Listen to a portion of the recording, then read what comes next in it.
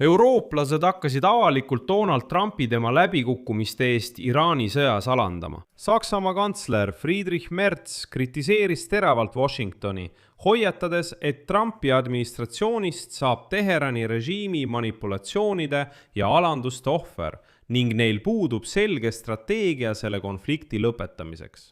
Ja asi jõudis sinnamaani, et Merz teatas avalikult, tsiteerin, iraanlased on ilmselgelt tugevamad kui oodati.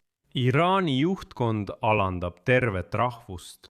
Sellist avaldust oli raske isegi ette kujutada enne Donald Trumpi ja eurooplastel on täielik õigus Trumpi kohta nii öelda, sest Euroopa liidritel on tekkinud uus hirm.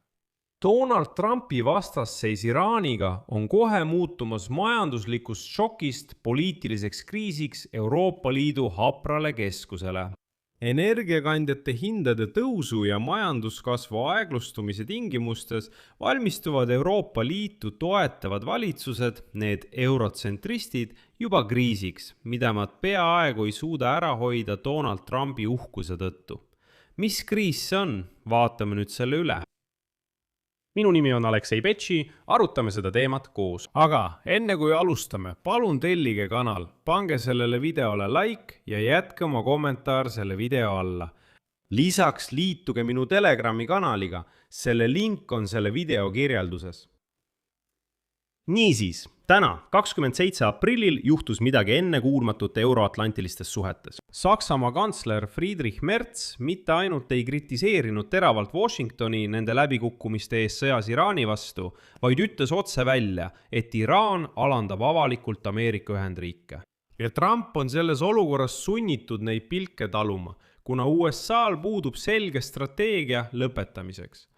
Merz väitis, et USA hindas Iraani režiimi valesti ja astus sõtta ilma selge väljumisplaanita.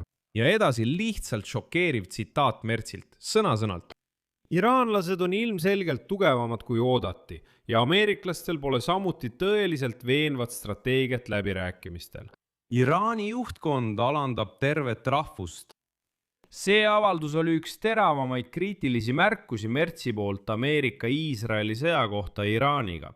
Ja sõja alguses toetas Merz siiski suhteliselt USA pingutusi, öeldes, et Saksamaa jagab Iraani režiimi vahetamise eesmärki, hoolimata kahtlustest Trumpi administratsiooni meetodite suhtes. Kuid mida kauem konflikt kestab ja Saksamaa niigi raskustes oleva majanduslikud kulud kasvavad energiakriisi taustal, seda sagedamini kritiseerib Merz sõda ja seda, mida ta nimetab tingimuste puudumiseks. Selle lõpetamise strateegiaid. Veel üks Merzi tsitaat. On täiesti ilmne, et USA astus sellesse sõtta ilma igasuguse strateegiata ning praegu võib konflikt vajuda sohu, mis sarnaneb USA sõdadele Afganistanis ja Iraagis. Merzi kommentaarid tulid pärast kaootilist nädalavahetust Ameerika-Iraani diplomaatias. USA president Donald Trump tühistas ootamatult erisaadiku Steve Witkoffi ja oma väimehe Jared Kushneri planeeritud reisi Pakistani. Loobus sellest, mida esitleti kui võimalikku tõuget habrastele läbirääkimistele Iraaniga. Tuletan meelde, et Trump jõudis isegi öelda, et kõik on juba kokku lepitud. Iraan loobus tuumarelvast. Nagu ta väitis, võtavad ameeriklased kogu tuumatolmu endale ja ta rääkis veel igasuguseid asju. Selgus, et see kõik oli vale. Saksamaa omakorda, tuletan meelde, lükkas tagasi USA üleskutsed, et NATO liituks konfliktiga, rõhutades, et see ei ole NATO sõda. Ja jättis avatuks võimaluse piiratud rolliks Armuti väina julgeoleku tagamisel, sealhulgas Saksa miinitraalijate kasutamise, kuid ainult pärast lahingute lõppu. Ja Merzil on täielik õigus nii Trumpi kohta väljenduda, sest Euroopa liidritel on tekkinud uus hirm. Donald Trumpi vastasseis Iraaniga on kohe muutumas üksnes majanduslikust šokist poliitiliseks kriisiks mõne liidri niigi haprale võimule. Kogu Euroopas seisavad ebapopulaarsed valitsevad ringkonnad ehk praegune võim silmitsi populistliku reaktsiooniga, mis näiteks Prantsusmaal võib järgmisel aastal anda piisavalt tugeva löögi, et tuua võimule äärmus parempoolsed. Ja viimased küsitlused näitavad, et Prantsusmaal ja Saksamaal on taas kummaline populistlike parteide populaarsuse tõus. On ju ilmne, et kütuse ja energiakulud kanduvad üle toidule, transpordile, eluasemele ja nii edasi, mõjutades kõige rohkem madala ja keskmise sissetulekuga kodanikke. Poliitilises plaanis loob see pinnase usaldamatuseks mitte ainult riiklike valitsuste, vaid ka Euroopa institutsioonide suutlikkuse suhtes kaitsta kodanikke väliste vapustuste eest. Ja kogu selle korraldas Euroopas Donald Trump. Ja siin natuke siseinfot. Kui Euroopa liidrid pidasid eelmisel nädalal 2-päevast tippkohtumist Küprosel, kõlasid seal väga ohtlikud seisukohad. Nimelt, Euroopa majandus on niigi nõrk ja Iraani kriis ähvardab muuta selle poliitiliselt plahvatusohtlikuks. Mitte majanduslikult, vaid just poliitiliselt. Kuna Hormuzi väina blokeerimine jätkub, saab üha selgemaks, et selle tagajärjed muutuvad üha ilmsemaks ja levivad kogu majandusele tervikuna.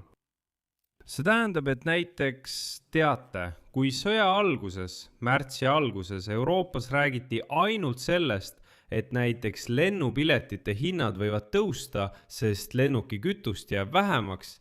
Ja siis aprilli alguses räägiti, et ongi jäänud veel natuke ja tõesti võib tulla kriis, lennukid hakkavad vähem lendama ja nii edasi. Nüüd on see muutumas reaalsuseks. Näiteks Saksamaal on Lufthansa tõepoolest juba vähendanud umbes 20 000 lendu, kuna lennuki kütust jääb vähemaks. Hispaanias kutsutakse juba üles pileteid kiiremini ostma, kui tahate kuskile lennata, sest hiljem lähevad need kallimaks. See tähendab, et see muutub juba reaalsuseks ja see kajastub mitte ainult tanklates. Ja selle taustal teeb Prantsusmaa president Emmanuel Macron juba avalduse, tsiteerin, ei tasu alahinnata ainulaadset hetke, kui USA president, Venemaa president ja Hiina juht seisavad samaaegselt eurooplastele vastu.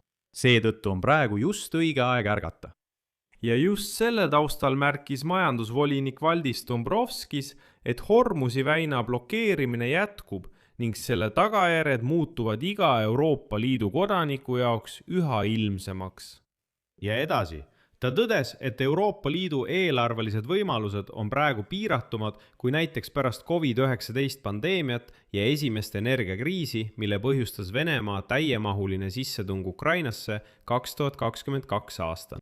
Tollal oli raha siiski varuks. Praegu neil varud ammenduvad. Ja edasi tsiteerin väljaannet Politico. Majanduslik stagnatsioon, mis on Euroopat juba pikka aega vaevanud, muutub palju tõsisemaks probleemiks. Sõja ja blokaadi põhjustatud hinnatõus põrkub kokku nõrga majanduskasvuga kõigis Euroopa Liidu riikides. Dombrovskise arvates on kriis, mida varem peeti ajutiseks, nüüd prognooside kohaselt pikaajaliste tagajärgedega ja haarab kogu majandust tervikuna. Siia panen 3 punkti, kirjutage oma arvamus ja järeldused selle saate kommentaaridesse. Telli kanal, vajuta kellukesele ja ära unusta vajutada meeldib. Kui soovite toetada selle YouTube'i kanali tööd, saate seda teha mis tahes annetuse või tasulise sponsortellimuse kaudu, kasutades selle video kirjelduses olevaid linke ja andmeid. Seal on täiesti erinevad võimalused. Või kasutage oma ekraanil olevat QR-koodi. See on kõige lihtsam viis selle kanali tööd toetada. Olen selle eest tänulik. Sellega on kõik, hoolitsege enda eest, kõike head kõigile!